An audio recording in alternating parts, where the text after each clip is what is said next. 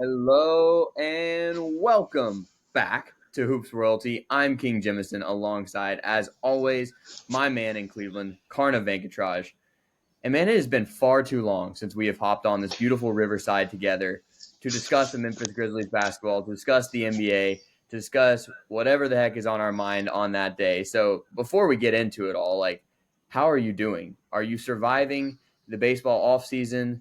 And what does that offseason look like for you as you round into, about 2 months before opening day? It's been busy. It's been fun. I was actually playing basketball. I actually didn't tell you about this, but I was playing basketball the other day. Fell on my shoulder and sprained my AC joint. Dude, you're so Um, old. yeah, I know.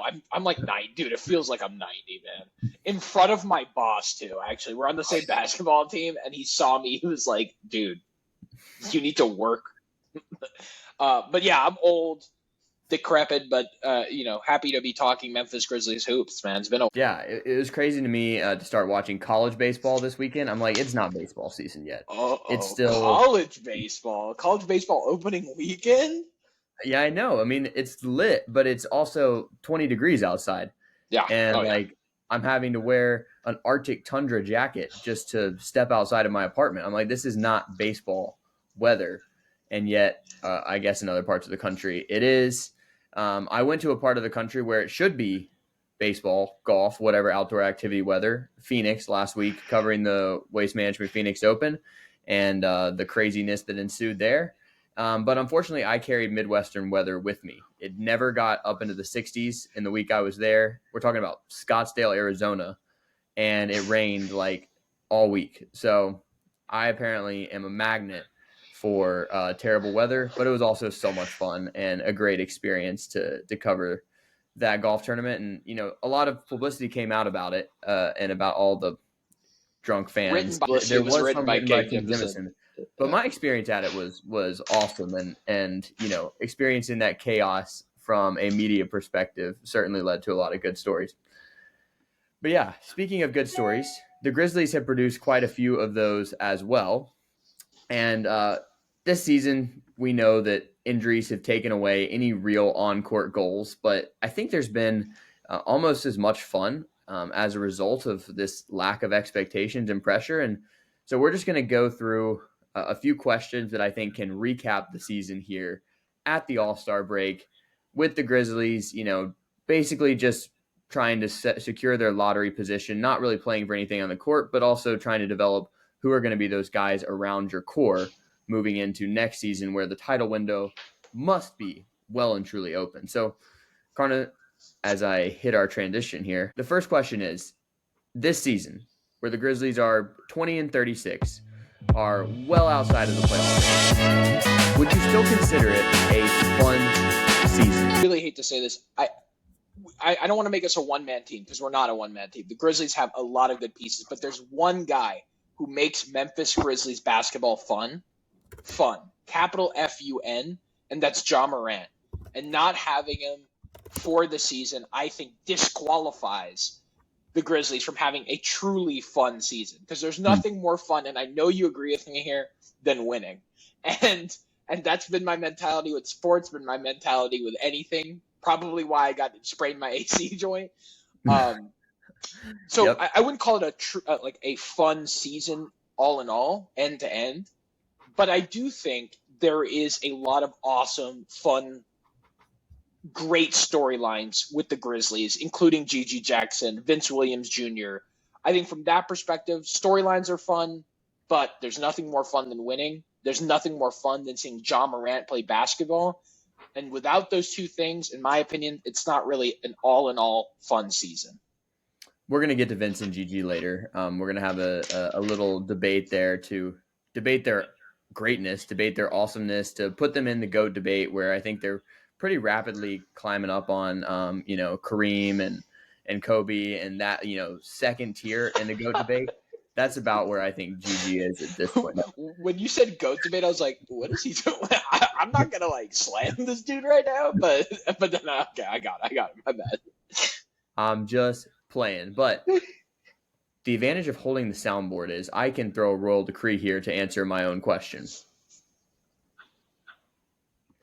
my royal decree is that this season actually has been fun over about the last month. And I say this Okay. even as the Grizzlies have suffered a 9-game losing streak before winning 2 straight heading into the All-Star break, including a really fun win on Thursday night over the Bucks. But what's been fun over the last month is that for the first time since the 2021-22 season, there's been no expectations and no pressure on the Grizzlies. Like last year, after you were the number 2 seed, you got to the conference semifinals, like there were expectations, and that meant that like between Ja's suspensions, between their struggles on the road, between the Steven Adams and Brandon Clark injuries, it all felt like hopeless, and it felt like it was crumbling. And then you come into this season, and you're like, okay, that was kind of a gap year. Can we bring it back and get back to contention this season? And then like the first 25 games were brutal, going 6-19 without Ja. Like I will not try to explain that that's fun. And then the 4 games with Ja, the 4-game winning streak, as soon as he comes back, that was top of the world. We're riding the roller coaster, and we think we're going to win it all this year just because of one guy. And then there was a period after that where he gets injured, Desmond gets injured, Marcus Smart gets injured, and all of a sudden basketball wasn't fun until the Vince and Gigi emergence, until we've seen this, basically merry-go-round of different players put on a Grizzlies uniform, and a lot of them have great moments in a Grizzlies uniform. And because I've just been able to watch the Grizzlies play without any worry about whether they win and lose, in fact, in some ways, a part of my mind, at least, if not my heart, is saying they probably should be losing. It's just been an enjoyable experience to watch them play. Yeah, no, I and that's why I said there's really fun storylines here. Like even people like Jacob Gilyard, a guy who may not have gotten a shot on an everyday kind of basis and played as big a role as he has. I think for a lot of people, it's cool to see, a guy who really, really worked hard in Richmond, a guy who's physically undersized, perform at an NBA level. And sure, is he the best point guard that the Grizzlies have ever had? No. But it's cool to see those guys step into roles and perform. But I want to maybe put a caveat too. I think apart from being fun, which as fans it's really awesome to have that, I think for us as people who really, really love Memphis Grizzlies basketball, but really want them to win, it was also enlightening from the front office, right? I've been preaching all season the see what you have strategy, right? Seeing where our young players are. And I think this year, and you've seen it from the front office, they have really taken stock about what they have and what they want to keep. And sure, you may disagree with some of the moves they made, specifically trading David Roddy versus other assets that have been on the team. You may disagree with that, but at least they're taking stock. So not only has this been, sure, it's been a fun season, I guess, from a certain perspective, but it's also been enlightening. And I'm glad the front office is looking introspectively and being like, hey, this guy isn't going to help us win. Let's move on for him. Let's see what we can get. And sure, we have a plurality of second-round picks, but at least we're turning this into something that we can build on later, right? So I think it's been really enlightening in a lot of ways, too, about what the Grizzlies front office thinks is going to work when Ja Morant, Desmond Bane, and Jaren Jackson Jr. are in full health. I think the prioritization is starting to change, and I think that that's going to be really interesting. Now, if you ask me what those priorities are, I have no idea. But at least that's also exciting to think about, is that there's maybe a new vision for the Grizzlies and what a championship run looks like. Yeah, the Grizzlies are kind of this weird science experiment this season. Oh my God, yeah. How can we just cobble together the top G League talent, the top 10-day talent, and a series of young players and try to turn them into a competent NBA team? And some nights they have been. Like this team without Jaren Jackson Jr., Desmond Bane, Ja Morant, or Marcus Smart, Brandon Clark, whatever, like at least your 5 best players coming into the season, they still beat the Milwaukee Bucks. I feel like our front office has a really special way of making itself look really, really smart, right? Gigi Jackson Jr. might be, if he pans out the way that the Grizzlies fan want him to pan out, might be an all-time draft steal, right? On the other hand, you have guys like David Roddy being traded away after 1 or 2 years. You're basically giving up David Roddy for a spare part. yeah, front office both looks like some of the smartest people in basketball and some of the dumbest people in basketball. And that variance scares me, right? We're not drafting consistently good players, but we are drafting on either end of the spectrum. That is a scary proposition if you're a fan of a team, but it makes for fun, like commentary and at least analysis. So from Yeah. that perspective too, it's pretty fun. Well, let's just get into that David Roddy trade real quick. So at the deadline, the Grizzlies make a couple moves, send out a couple of, pretty long tenured Grizzlies, particularly in the first player's case, and that would be Xavier Tillman. Trade him to the Celtics, where he's expected to be part of their playoff rotation. They get back a couple second round picks and Lamar Stevens, who's on an expiring contract. He's played well in his time in Memphis, but not a guy that Grizzlies fans should expect to continue to see. They took on an expiring contract for a reason. But first of all, you send out Tillman, and then while I was in Phoenix, they trade David Roddy to the Suns, and it was interesting to hear what Coach Frank Vogel said. I was at the Suns game in the press conference, and he was like, this guy was a first-round pick 2 years ago. I'm like, well, that's the nicest thing you could say about David Roddy. He also said that he adds physicality, and that he could do some things offensively with the ball in his hands, and I agree. But I was not sad to see David Roddy go. I saw a stat that among players with at least 300 field goal attempts, he had the lowest true shooting percentage. It got to the point where I cringed at a Dylan Brooks level when he was taking threes. And I just think that, as we discussed earlier in the season, his body type, his game, he's so much of a tweener that I didn't see that much upside from him. Like, I already thought he was pretty much maximizing who he could be. So I was not sad to see him go. And even at, do I like him more than LaRavia? Yes, but I think that if It's a they were low bar. that's a very low bar. If they were going to keep one of Zaire or Roddy, I'm glad they kept Zaire, because at least we know that Zaire can be a lob threat next to Ja. But what did you think about the trade? Fine. Like at least we're making we're not just keeping a bunch of guys who can't really contribute, right? Like if you keep LaRavia, Zaire, and Roddy, those three guys are not able to contribute. And I agree with you. I think Zaire fits better with a John Morant-led offense than either of those two guys. So I liked Zaire being kind of sequestered from that trade. Now, if I was between LaRavia, I'm guessing they couldn't just get that much for LaRavia. I'm guessing it was probably the calculus there. Yep. Look, I think he's a better fit there, to be honest. I think they do need some physicality. I think he adds a bigger body presence than they're maybe have for their wings. From the Grizzlies' perspective, that's the only thing I could think of that would be an addition to that roster.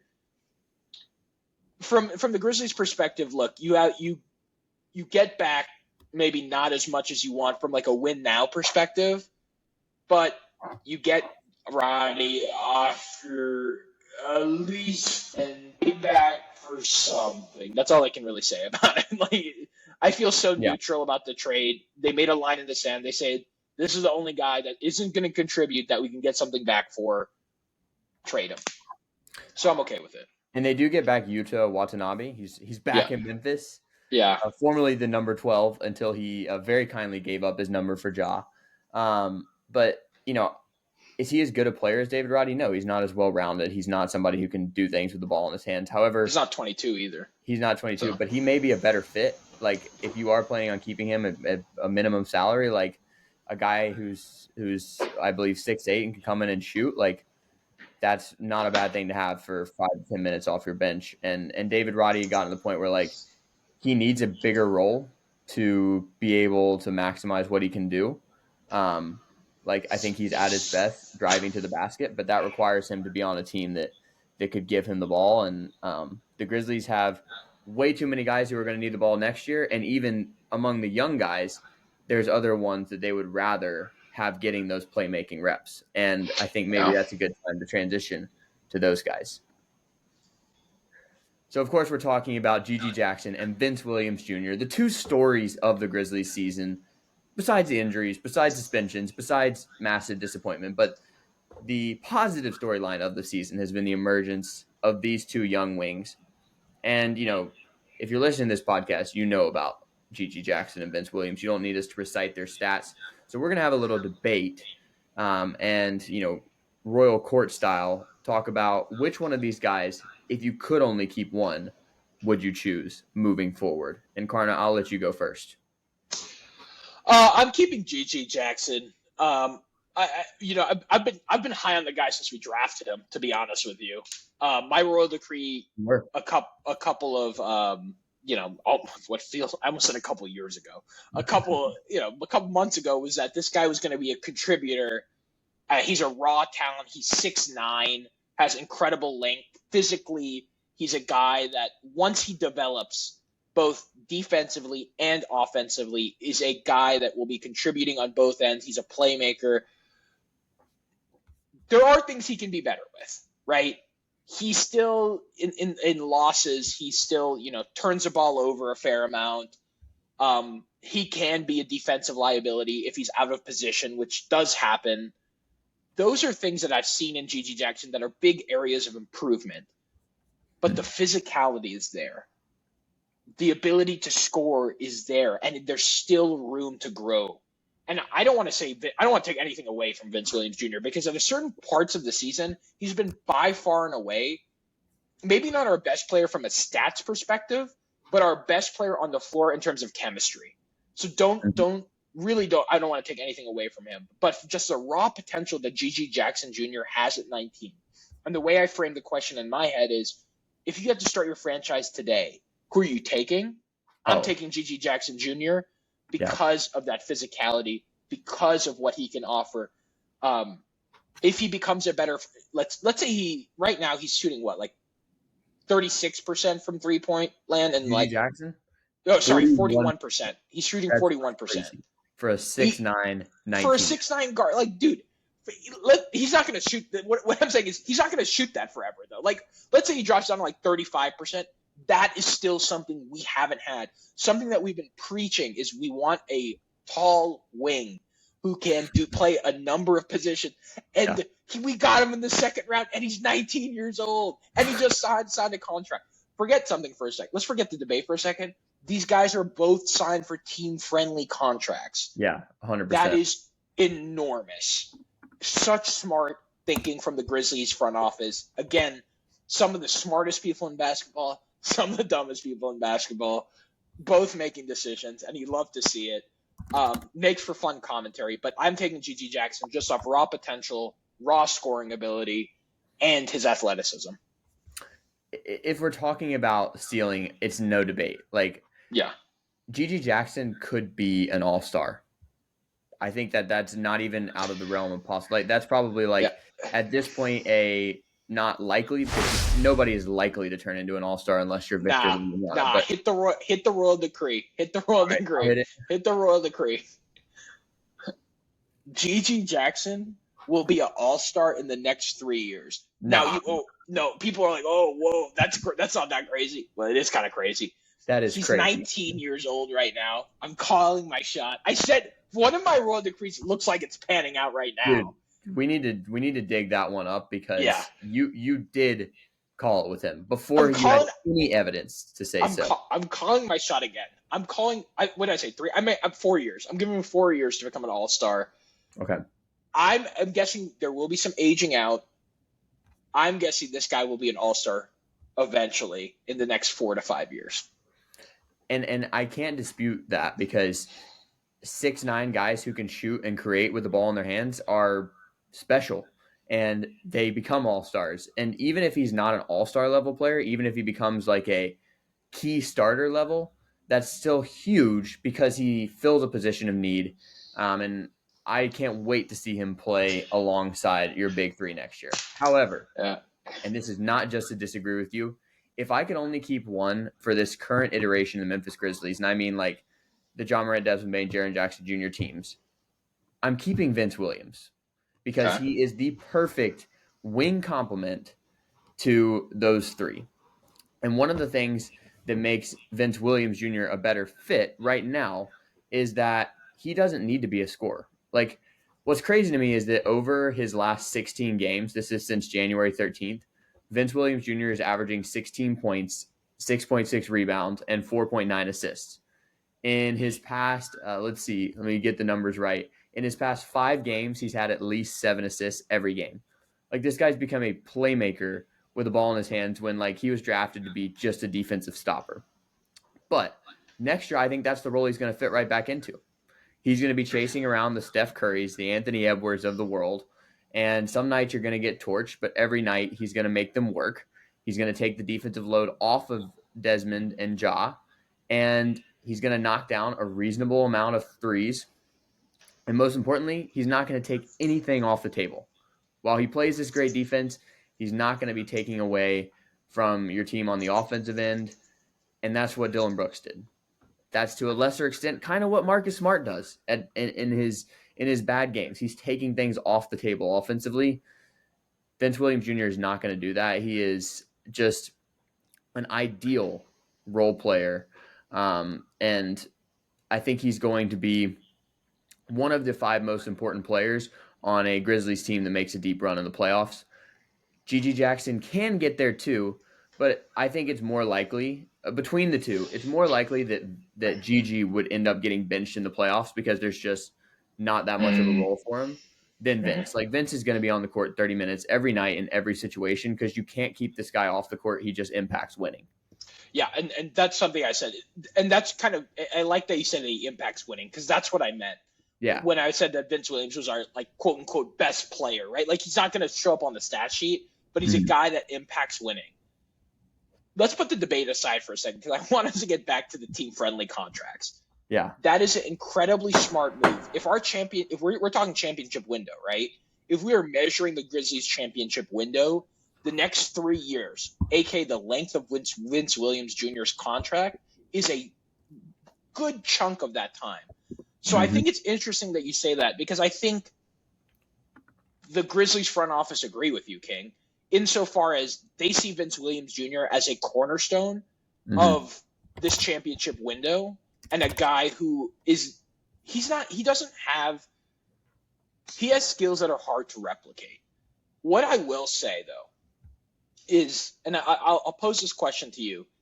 Do you think that Vince Williams Jr. takes a step back as far as usability, portability, which is something we talk about a lot, which is throwing him with any lineup?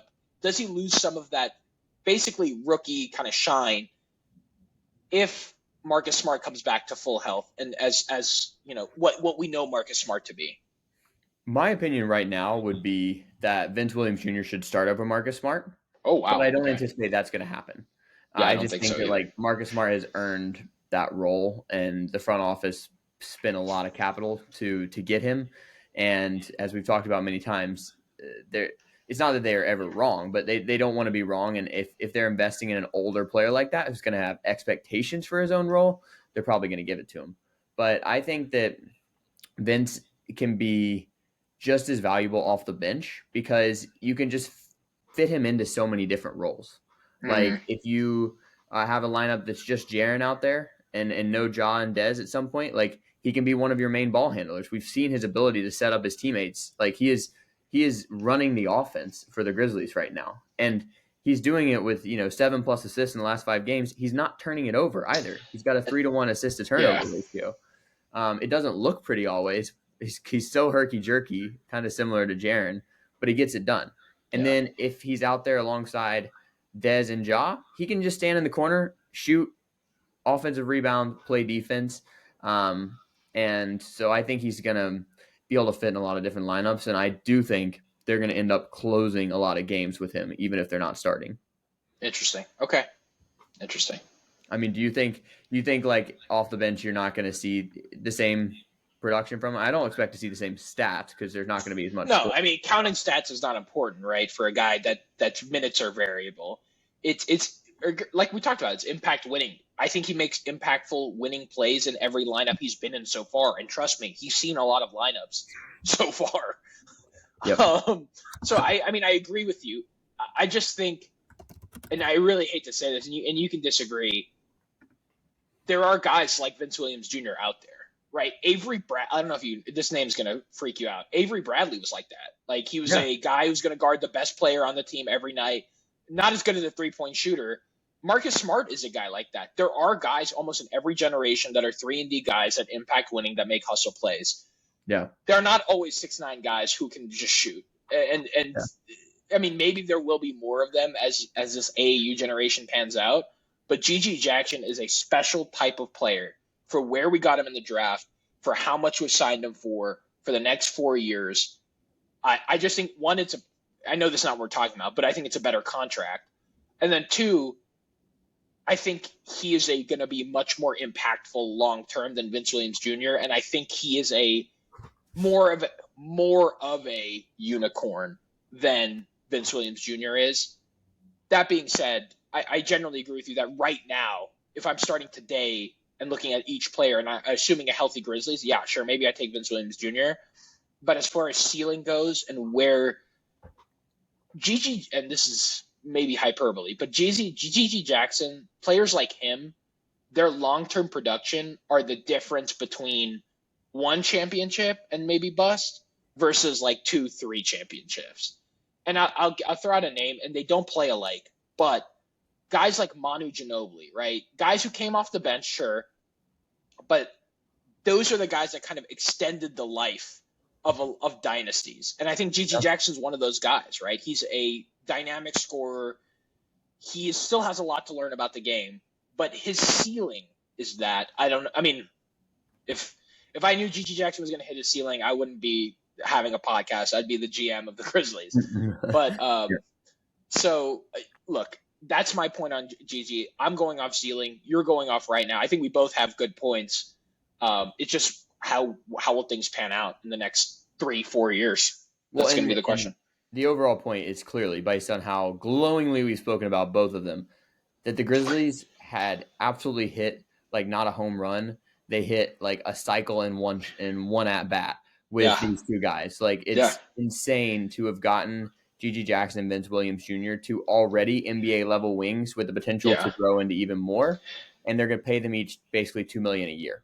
And let me tell you something smaller than what you just said. It's less significant. They like being Grizzlies, man. Yeah, they like playing in Memphis, and that's a huge deal for people who are Memphis Grizzlies fans. Yeah, because we are an insular group. From what I've seen on Twitter, we are an insular group, and we love our guys, and they are loved by the city already. Mm-hmm. And I think it's a good marriage that we have them for as long as we do. Yeah. And I'll wrap up the segment by saying that of the guys who have played at least 200 minutes this season for the Grizzlies, the two best in net rating, on-off net rating differential, you would guess it, Vince Williams Jr. And Jake LaRavia. Oh. and Vince and Gigi are followed by Marcus and Ja. So they're having an even bigger impact on the game than those guys. Some of that is some shooting disparities, particularly in Gigi's case. Like, he's not going to shoot 41% forever, but his ability to make plays off the bench has been absolutely revelatory, game-changing, has made this part of the Grizzlies season fun. And Vince Williams Jr. is just developed into the perfect role player. So those two guys are what's giving us hope for next year. But speaking of, the Grizzlies are going to get a lottery pick this year. How high that is obviously depends on the bounce of some ping pong balls and how much they lose down the stretch, which if you're a Grizzlies fan, you should be rooting for that to be a lot. But the one hole you see on this team moving forward into next year is center. Obviously, they traded away Steven Adams. I don't even know. Have we talked since then? I mean, they traded away Steven Adams. No, they traded away Steven Adams. That was like a week before the deadline. It feels like forever ago. Yeah. It hurt a lot less than it would have if it happened like after he'd been playing, but we haven't seen this guy in well over a year. So, I don't know. Just speak quickly about that trade. Like, did you think that kind of dumping off Steven Adams for just draft assets was a good move for the Grizzlies moving forward? Yeah. He's a guy that unfortunately, well, it depends. The PCL does scare, like the knee injuries scare me, and it's like, is this guy going to be available in our championship runs in a way that's really, like, is he going to be as impactful? Is he going to come back explosive? Look, Brandon Clark is like 25, right? Steven Adams 31 or 30 or 31, I forget which. Mm. You just don't recover the same, and I think the Grizzlies made a calculated move and said, hey, this guy probably won't be as available as we need him to. for our playoff runs. We need people that are available. We are a young team. We can get a little bit younger. We can extend the life of our championship window by drafting smart, which we have proven that we are able to do sometimes. David Roddy notwithstanding, and Jake LaRavia notwithstanding. So, yes, I think it's a smart – I think it's again, I feel very neutral about that move. It just signals to me that they weren't confident in the recovery of Steven Adams. Yeah. And the Rockets are in a position where they can take a chance. Now, I think there's some interesting dynamics to play with between him and Alperen Sengun that will have to just play out on the court. And I mean, if a person is smart enough, if there's a basketball mind that can figure out, maybe it's Ime Udoka. But all that's to say is neutral about the move. We got draft assets out of it. We got something out of it. It just shows to me that, I don't know if that's true or not, whether he can contribute, but it just showed me that the Grizzlies front office thinks that he won't contribute to as much as he needs to that championship run, hopefully in the next year. Anybody who was paying attention knew that the Grizzlies weren't going to keep all of Zaire, Jake LaRavia, and David Roddy on the team next year. Yeah. And even if some people would have rather seen LaRavia or Zaire go, I don't think anybody was torn up about David Roddy being traded because you had to get rid of one of those guys. It wasn't working out to have all three. They're not developing, and their first round picks, you do have to pay them more than a minimum salary. And then the other thing that you knew was they weren't going to keep both Brandon Clarke and Steven Adams, injured big men, on the roster next year, both making pretty big salaries. And I think they made the right call. And so that transitions us into this question, which is, what should the Grizzlies do at center? And I guess I'll start and answer this one. I don't think they have to make a big move, and I don't think they will, because Brandon Clarke seems to be progressing back pretty quickly. He said back in December he was going to play around the All-Star break. That obviously, I don't think that would have happened even if the injuries to John, Desmond, and Marcus hadn't basically ended the season. But he is working out. Just saw pictures of him working out in Turks and Caicos with Jaren. It seems like he'll probably play at some point this season if the Grizzlies want him to. And we have seen that he, alongside Jaren Jackson Jr., is the perfect fit. Yeah, he doesn't give you a ton of size, but he gives you the rebounding and the lob threat that Jaren really isn't. And so I'm wondering aloud if the Grizzlies aren't just going to lean into the Jaren Jackson Jr., Brandon Clarke starting lineup, which is what they were generally using as a closing lineup anyway. I mean, look, Brandon Clarke is coming off an Achilles injury, which is pretty nasty injury, to be honest. Yeah. I think he's going to be on a pretty severe minutes restriction. Look, we're not even talking about this season. If he can come back in 2025, at least moderately healthy, you could see that lineup. We would be giving up a lot of size, though. And our biggest big man, quote unquote, would be a guy who has proven that he's not a great rebounder. He's great in the pick and roll, but we come back to the same problem that we've come back to in a post Steven Adams world, which is rebounding, right? Brandon Clarke has been a pretty good rebounder, not nearly as on the same level as Steven Adams was. Yeah. And that's hard to find. Don't get me wrong. You're not going to just find that anywhere. But my argument is you lose physicality when you lose Steven Adams. We've seen that struggle with that. We've seen us struggle with that all year. We lose rebounding. I don't think you've sufficiently filled the hole with just a Brandon Clarke. Now, does that mean we look into a bench asset? Does that mean we look into a true starting big man? I don't know. Or either one is fine is basically what I'm saying there. But I don't think Brandon Clarke alone, standing at 6'8", is a guy solely that can withstand the physicality needed to be the sole big man on a team. I think with someone like Ja, you need a physical presence that can run the pick and roll, that can, and this is going to sound messed up, but it's true too, send a physical message when you need to. I think those things you're missing out with Steven Adams, and you do need someone in that role to fill, not to be exactly like Steven Adams, but to at least fulfill some of those things. Yeah. And right now, Brandon Clarke isn't that guy to do that. Well, the follow up to me is like I'm thinking that like if Brandon Clark was ready to potentially come back in February, then by October he should be ready to Yeah, play 20 25 minutes a game.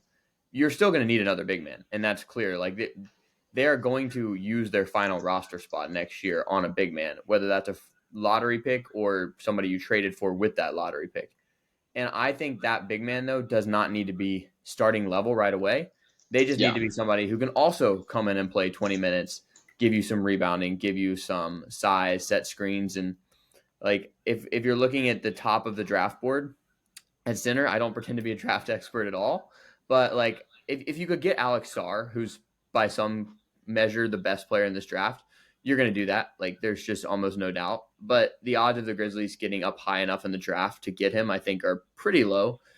Then below him, though, like there's centers like Donovan Clingan from UConn and Kyle Filipowski from Duke, who could be pretty helpful off the bench guys if you have enough trust in Brandon Clark to be a starter or at least a closer. And I do. I think that the historical statistics show us that Brandon Clark and Jaren Jackson Jr. are a formidable front court.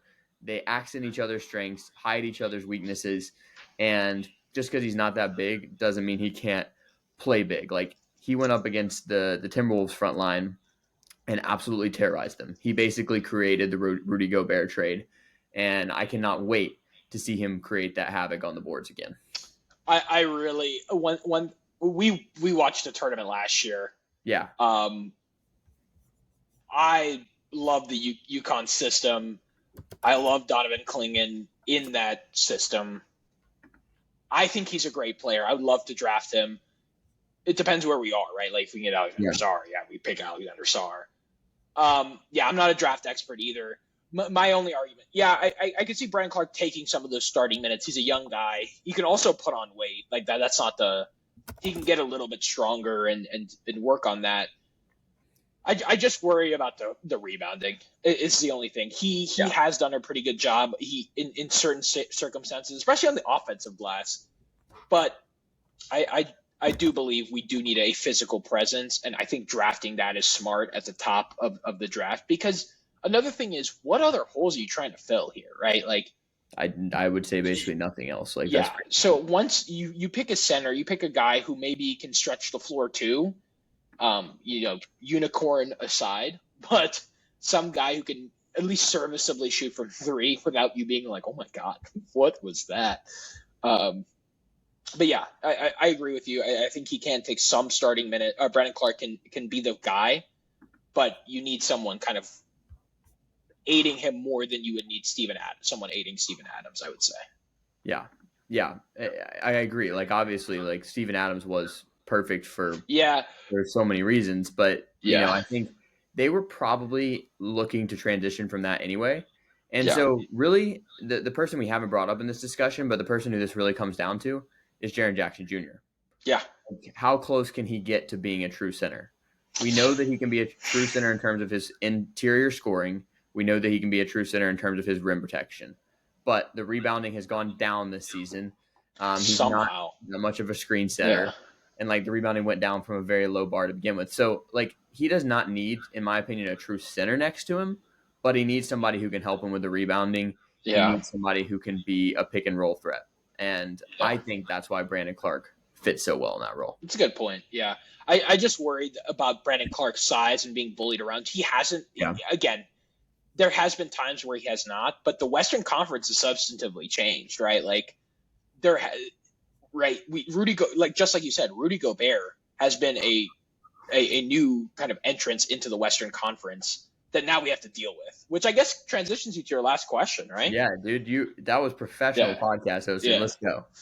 Yeah. So as you teased out, our last question is, we believe the Memphis Grizzlies will be contenders for at least the next two seasons when you have Ja Morant, Desmond Bane, Jaren Jackson Jr., and Marcus Smart under contract. But the thing is, like, 2 years ago when the Grizzlies broke out, you're like, okay, this is going to be the team. They're going to be the team everyone's looking up to in the Western Conference. Once the Warriors fade out, the Lakers fade out, the Clippers fade out. And I still think those teams are on the downslope for sure.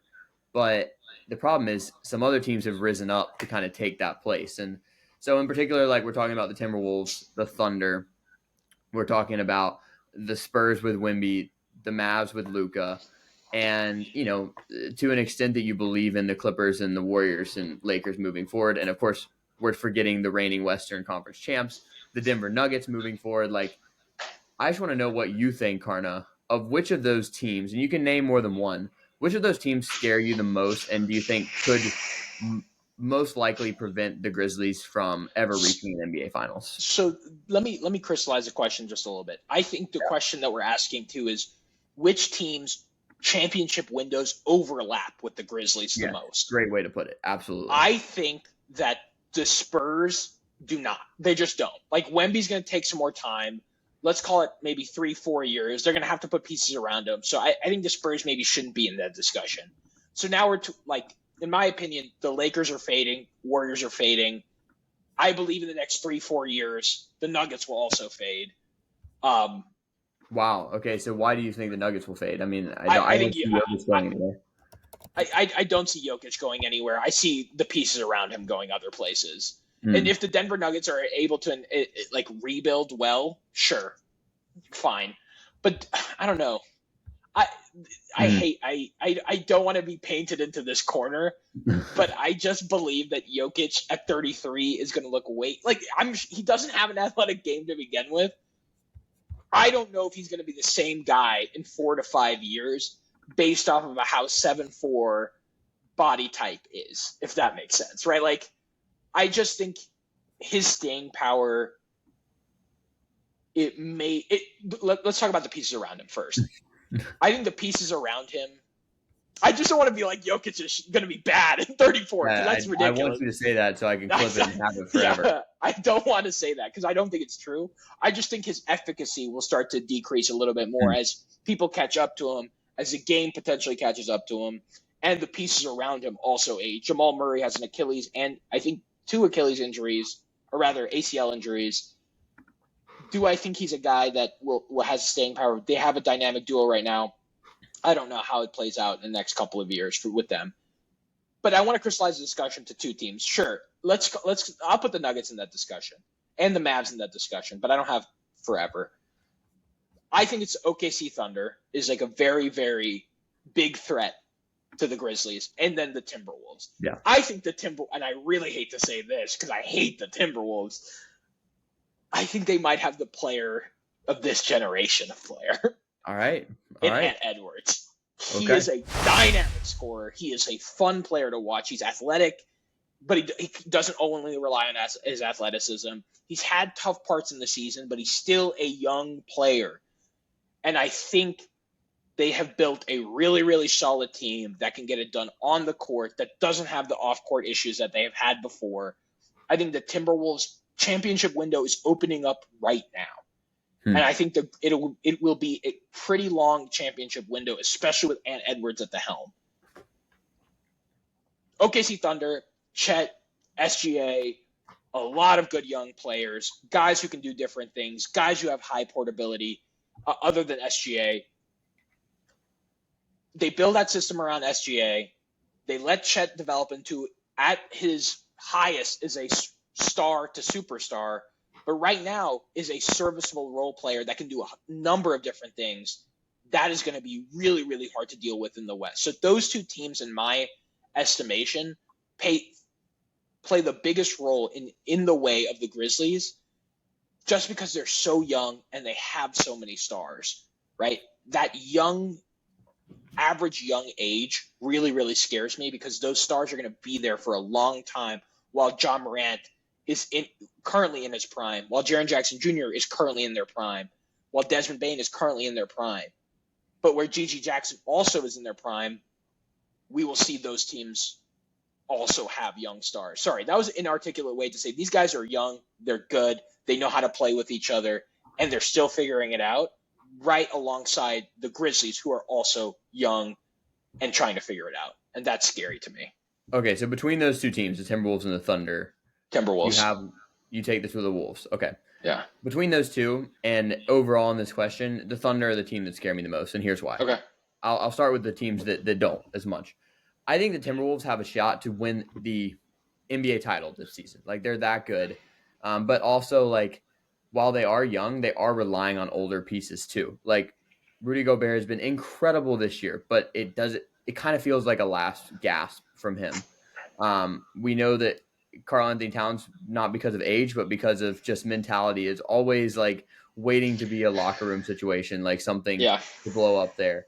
And Mike Conley is a huge part of that team, an underrated part of that team between his shooting and his playmaking.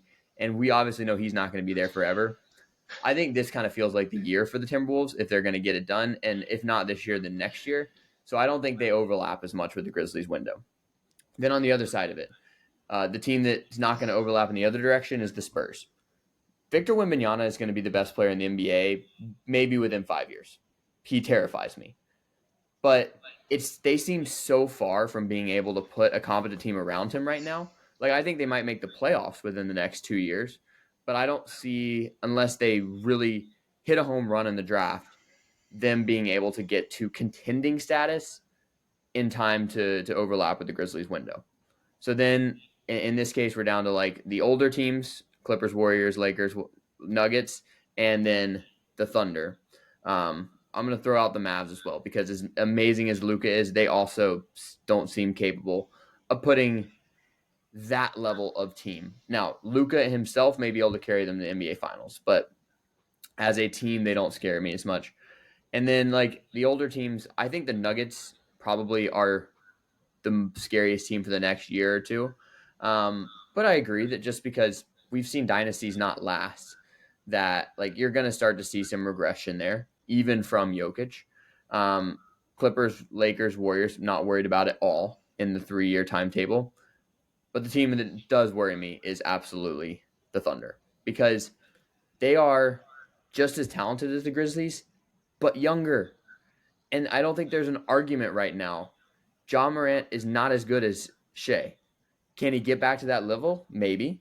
But like SGA is doing things, well-rounded things in this game that Ja has never been able to do. He is the type of like guy you can truly build around just him in and of himself that I'm not even sure Ja is. And I love Ja Morant. But and then I think Chet Holmgren is probably in some ways more impactful than Jaren already. And that's because he is just such an efficient offensive player. He can literally be a point guard at 7 feet tall. Now, Jalen Williams is not Desmond Bane. They've still got questions to answer with their own depth, even as like they are deep, but like unproven guys. So it's not like the Grizzlies couldn't win a playoff series with them next year. But if there's going to be a team that's going to run the West over the next 3 to 5 years, when we would hope it would be the Grizzlies, I think that the Thunder are the answer. And it looks like we're just going to go back to like the early 2010s when it's the grit and grind Grizzlies versus the flashy young Thunder. And I hope we get that playoff series because it would be freaking electric. Here's my argument for the Timberwolves, though.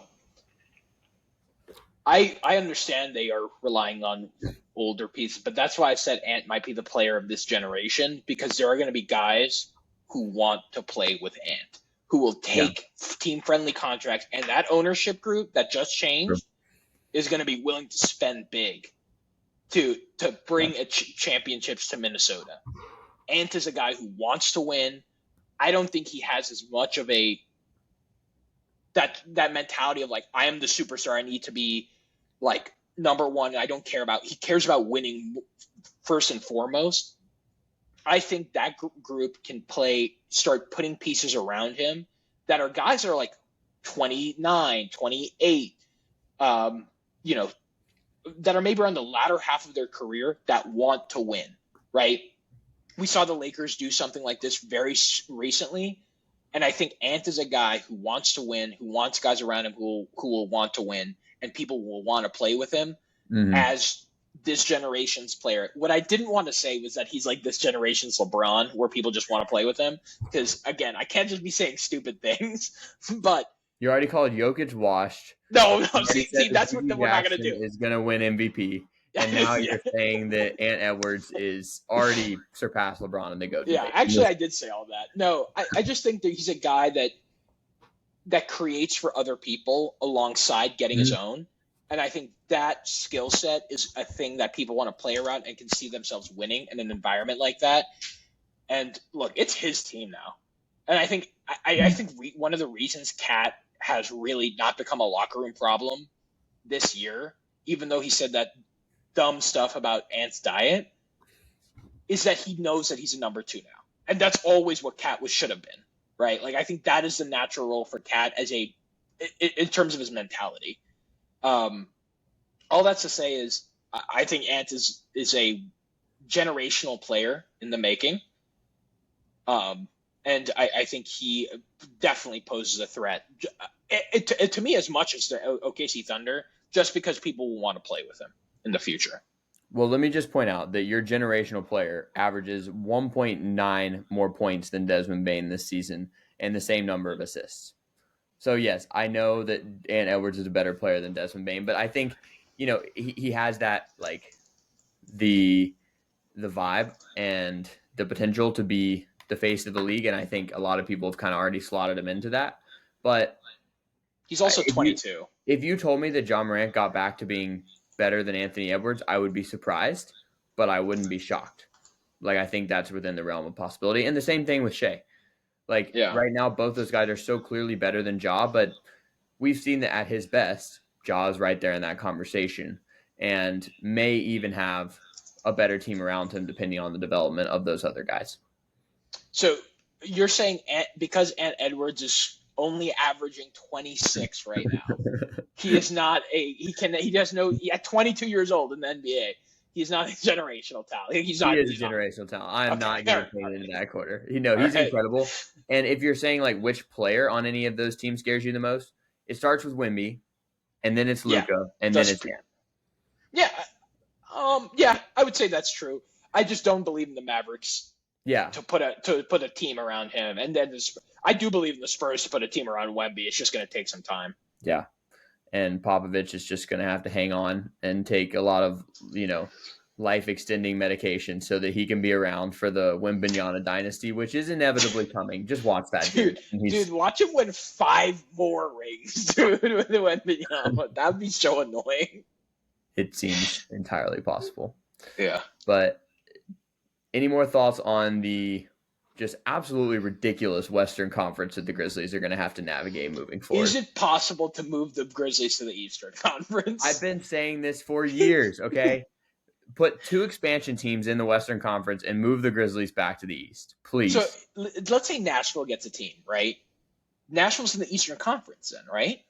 I mean, they have to be. Memphis is, the last time I looked at this, Memphis is the easternmost Western Conference team. Yeah. But all 15 Eastern Conference teams are east of Memphis, which was weird to me. Like, Chicago is, like, significantly east of Memphis. It doesn't It doesn't feel like it should, because it feels like it should go straight down, but yeah. Exactly. That's how I felt. But then you look at a map, you're like, no, it's not the case. Yeah. So I'm afraid that we can't claim conspiracy theory. And also they were in Vancouver before this. But if they did expand, and let's say it was like Seattle and Vegas is clearly going to be one of them. So if the other expansion team is also in the Eastern Conference or in the Western Conference, excuse me. Take us over. Take us over. Please take us over. Yeah.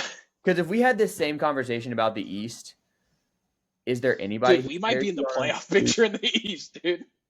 Like this year. Yeah. Like the Celtics are going to be good for a while. The Bucks aren't though. I mean, are the Celtics going to be good for a while? and I don't know. Could the Grizzlies pass them in 2 or 3 years? Absolutely, they could pass. Absolutely, they could. Absolutely, I'm not saying they necessarily will, but like it's more within the realm of possibility than getting to the top of the Western Conference. Which Jaylen Brown, 27. I mean, Jason. Age isn't everything, but I get that. But they have some young role players, stars. But Al Horford is, good Lord, that man is old. Yeah. Well, and it's not so much that the Celtics aren't as good as the Thunder in 2 years. It's more so that there's like 5 teams in the Western Conference that scare you. And if I'm really looking at it, there's like one. Yeah, because you think the Lakers aren't going to spend? LeBron's old, AD fragile. Dude, the Lakers can still drop they have unlimited amount of money. if we're just being honest. And the Warriors Right? might trade for LeBron.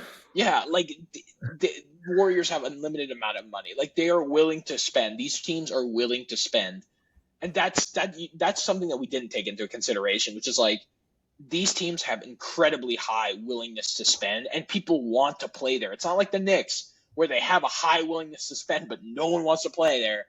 They have these two teams have incredibly rabid fan bases that want to win now, that are willing to spend, and front office that are willing to spend money and make huge trades.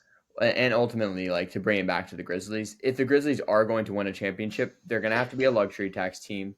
They're probably going to have to go pretty significantly into the luxury tax because you're obviously already paying your stars big contracts and max contracts in a couple player cases, but you're also going to have to like be willing to pay for that $10 million role player who you can get with your MLE, but like just because you can get with the MLE, a lot of owners aren't willing to spend that.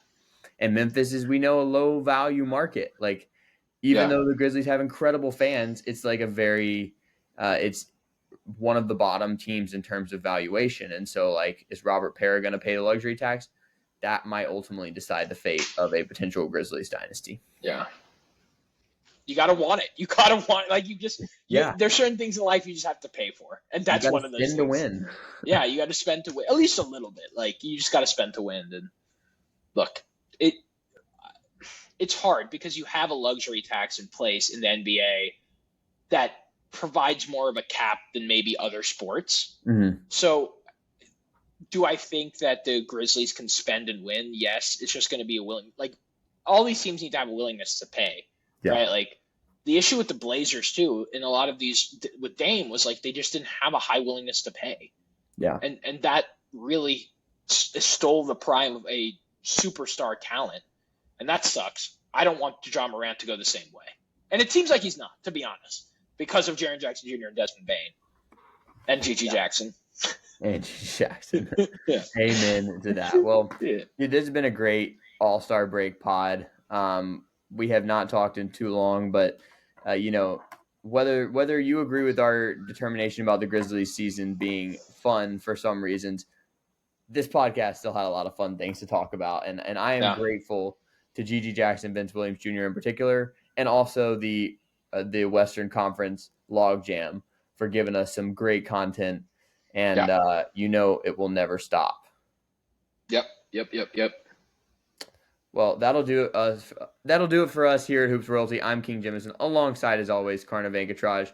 We're bringing you Royal Hoops takes about the Memphis Grizzlies, about the NBA, about pretty much anything that comes to our mind, and we will be back soon. You can find us on all the social medias. Please like and subscribe on YouTube, 5-star reviews, and nice comments wherever you listen to this podcast. And we will be back with you shortly. Until then, have a great night and go Grizz.